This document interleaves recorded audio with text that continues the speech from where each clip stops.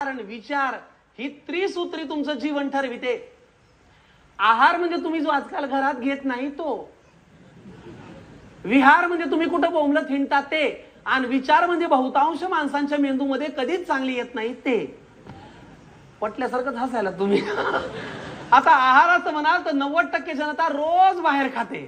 पूर्वी आमच्या घरी जमीन होती, पूर्वी आमच्या दारी रांगोळी काढली जात होती, तसं पूर्वी आमच्या घरी स्वयंपाक केला जात होता, असं तुम्ही इतिहास सांगाल पुढच्या 5 वर्षामध्ये, आहे का नाही?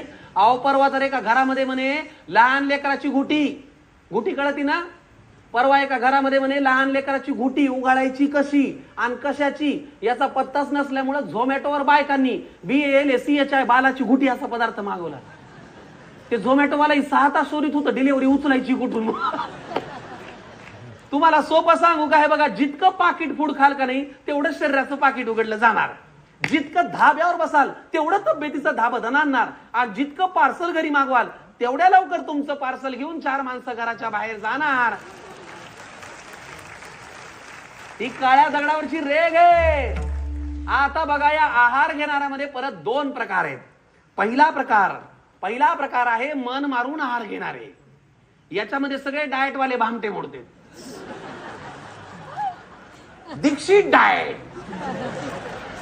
मला ते आधी उलट वाटायचं, दर 55 मिनिटांनी 8 तास खायचं, ते उलट आहे. 8 तासांनी 55 मिनिटं खायचं. Dixit diet, keto diet, intermediate fasting, carbs मी खात नाही, ऑइली मला चालत नाही, स्पायसी मला झेपत नाही. अरे काय धंदे. आमच्या लहानपणी आम्ही असं कोंडाळा करून जेवायला बसायचो. एकाला तरी भातामध्ये खडा लागायचा. आमची आजी म्हणायची, मुडद्या गीळ, खडे पचवायची पण ताकद तुझ्या पोटाला पाहिजे, आहे का नाही?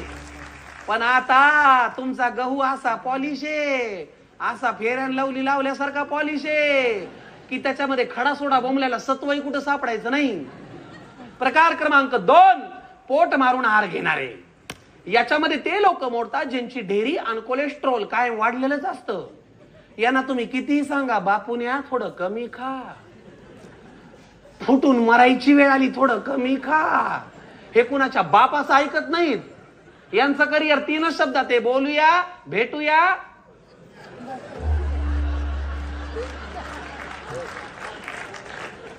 म्हणायला काही हरकत नाही, पण महिलांचा आवाज होता हो. आता तुम्ही म्हणाल बाबा तुम्हाला काय माहित, बाबा का ढाबा किचवतं, मला माहित नाही. पण आज आमचा धिंगाणा पाहिल्यावर तुम्ही कुठेतरी बाहेर जाताल ना, जिथं कुठं जाताल का नाही, तिथं गेल्यानंतर जेवल्यावर हॉटेल मालकाच्या हातापाया पडून ती जेवलेली प्लेट तेवढी घरी घेऊन या, रात्रभर ती सुकट ठेवा. उद्या सकाळी त्याच्यावरचा वाळलेला रंग तुम्हाला सांगल रात्री तुम्ही पोटाची काय रंगपंचमी केलेली आहे ते. आता तुम्ही म्हणाल, महाराज तुम्ही खाणाऱ्यालाही बोलता, आम्ही काय करायचं? सांगतो ना, प्रमाणामध्ये सर्व काही असावे. अति भोजने रोग येतो घराला. देहाला घर म्हणलंय. अति भोजने रोग येतो घराला, अति उपासे कष्ट होती नराला. फुका सांग त्या देवावरी का रुसवावे, प्रमाणामध्ये सर्व काही असावे, आहे ना? बॅलेन्स इज मस्ट मंडळी, balance is must because you are what you eat. तुम्ही तेच होता जे तुम्ही खाता. सोपं सांगतो, कीर्तन आटुपत घेतो मंडळी. असं आहे, या शरीराच्या देहाच्या हँडसेटचा विहार म्हणजे नेटवर्क कायम फुल ठेवायचं असेल तर त्याच्यामध्ये योग्य आहाराचं चार्जर लावा, योग्य विचारांचं सिम कार्ड घाला, तरच याचं नेटवर्क कायम फुल राहील. पंढरीच्या विठुराया पुढल्या कीर्तनाला येतोय मग, पण तवर तुझ्या या भक्तांना जरा पौष्टिक खायला शिकव बघ. रामकृष्ण हरी.